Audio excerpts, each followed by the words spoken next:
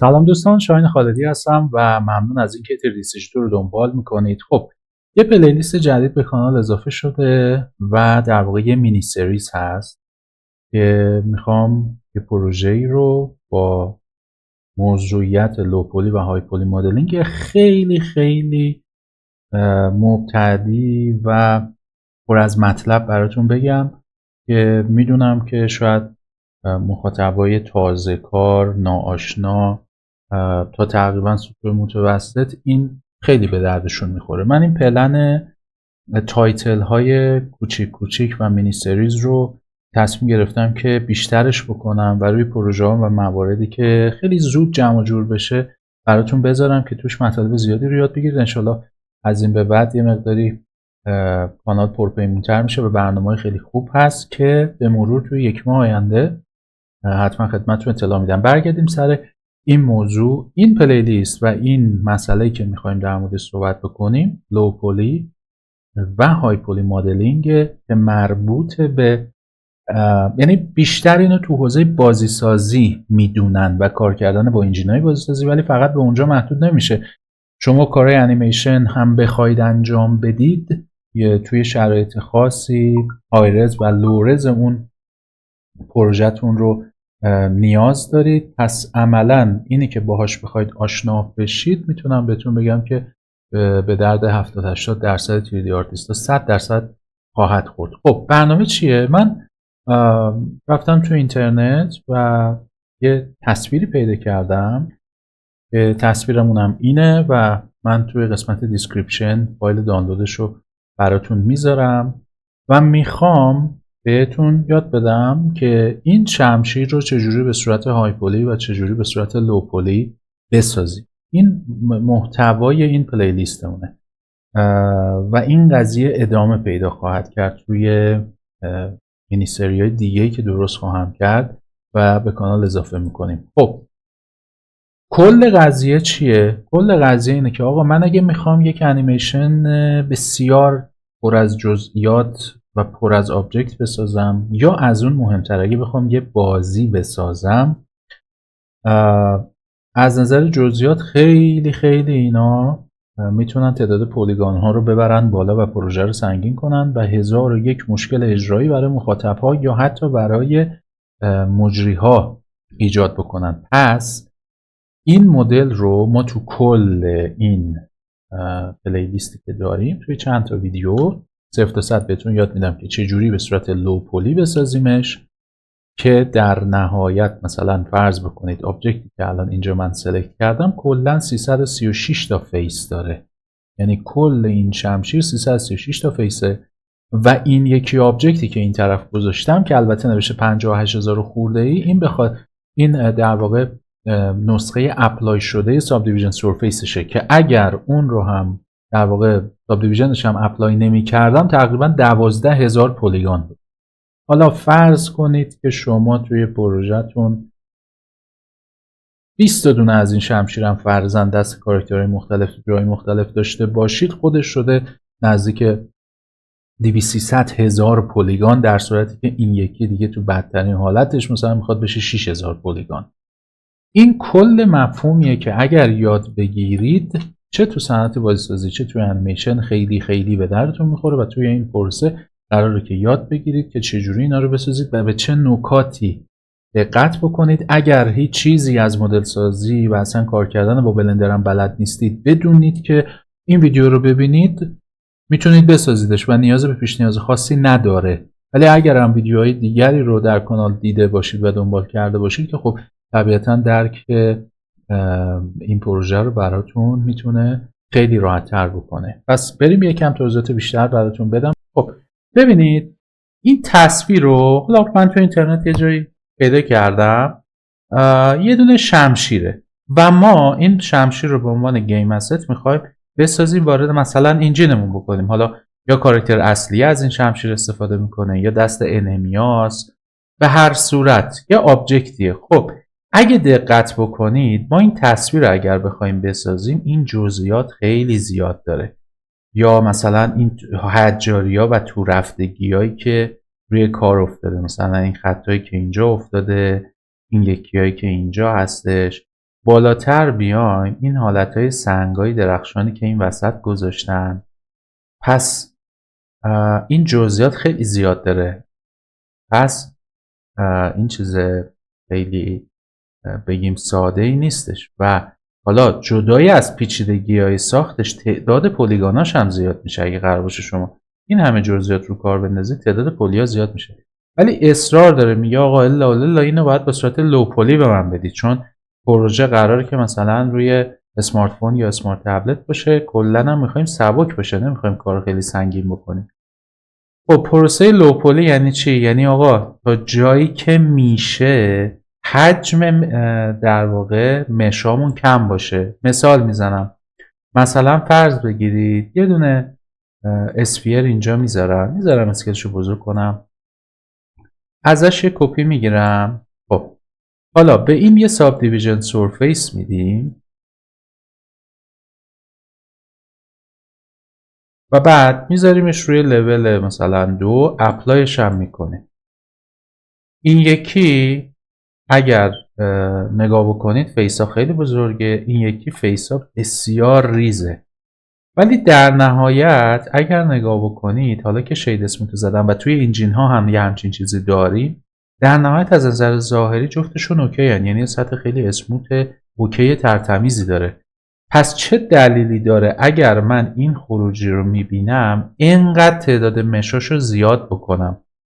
چرا باید این کار رو انجام بدم؟ خب این هم دارم حجم پروژه رو سنگین میکنم، هم اصلا مدل سازی این خیلی سخته. من الان اگه بخوام اینجا رو دستکاری بکنم نهایتا این چارتا رو میگیرم، یه تغییر اساسی تو مدل ایجاد میشه.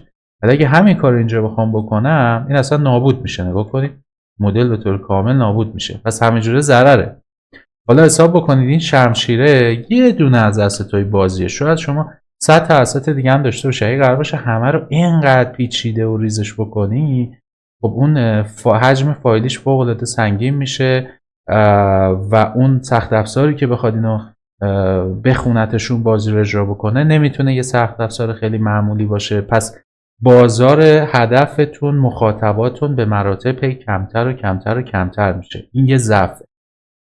خب حالا یه چیزی براتون اینجا بگم. ببینید ما میتونیم توی بلندر مثل همه نرم افزارها تعداد فیس‌های یا آبجکت رو چک کنیم و ما که تو فاز بازیسازی هستیم این قضیه برامون خیلی مهمه. یعنی دائما باید حواسمون به تعداد مش پروژمون باشه. چجوری این کار رو باید انجام بدیم؟ اگر این منوی در واقع ویوپورت اوورلیز رو باز بکنید، اینجا گزینه داریم به نام استاتستیکس. دیکش رو که بزنم اینجا بهتون یه سری اطلاعات این طرفیه توتال کل محیطمونه، سمت راستیه آبجکت یا آبجکت هایی که انتخاب کردید. الان نگاه کنید داره میگه 2 تا آبجکت توی کل پروژه است. خب درست داره. میگه 8420 تا ورتکس داره، 16000 خورده ای اج داره، 8000 خورده ای فیس داره، اینقدر ترنگل داره. ترنگل رو به این معنی داره میگه که اگر اینو بخوای توی اینجین ببری باید ترنگلش بکنی و چیزی که اینجین میخونه 16000 فیسه. حالا هر کدومو که انتخاب بکنی ببین سمت راست توتاله میشه، سمت چپ اطلاعات اون آبجکته. میگه یه آبجکت رو انتخاب کردی 482 تا ورتکس داره، 992 تا اج داره، 512 تا فیس داره، 960 هم ترنگل داره. خب پس این آبجکتی که من دارم به صورت لو پلی میبرم کلا تهش میشه 960 تا فیس مثلثی. اما اینی که اسموتش کردم رو نگاه کنید 15000 خورده ای داره. حالا بیاید فرض بگیرید مجموعه آبجکت هایی که دارید میبرید 2-3 میلیون پلی بشه. خب خیلی وحشتناکه. توی اون بازی فوق العاده سنگینه، سخت افزار قوی میخواد، اصلا همه چیز رو پیچیده میکنه. پس ما همچین چیزی رو معمولا تو انجین های بازی نمیبریم. اوکی میایم سراغ فضای مش پایینتر. حالا باز میشه آیا از اینم کمترش کرد؟ یه یو وی اسفیر میندازم مثلا، بدین یه ذره ببرم اون، یه یو وی اسفیر دیگه بندازیم. میام قبل از اینکه ریسایزش بکنم میام سگمنتاش رو کمتر میکنم، مثلا میذارم رو 16.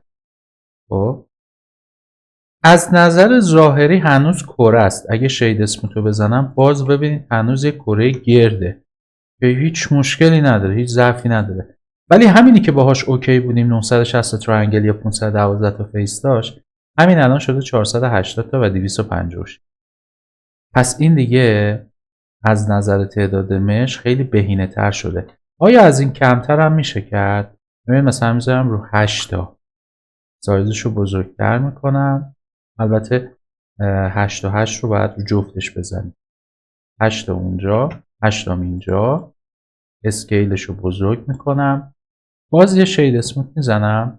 ببینید بازم کره است ولی 112 تا 64 تا. ولی دیگه حتی با شید اسموت هم اگر نگاه بکنید لبه هاش خیلی خیلی دیگه هاردجی شده. خیلی از بازی ها هستن حتی همینم میبرن ازش استفاده میکنن. یعنی اگر دقت بکنید تو بازیه میبینید لبه های اون کاراکتر، نمیدونم اون مدل اسلحه وسیله ابزاره این حالت هاردجی رو داره. ولی خب حالا چون بازی سبک گیم پلی قشنگی داره کسی به اینا توجه نمیکنه.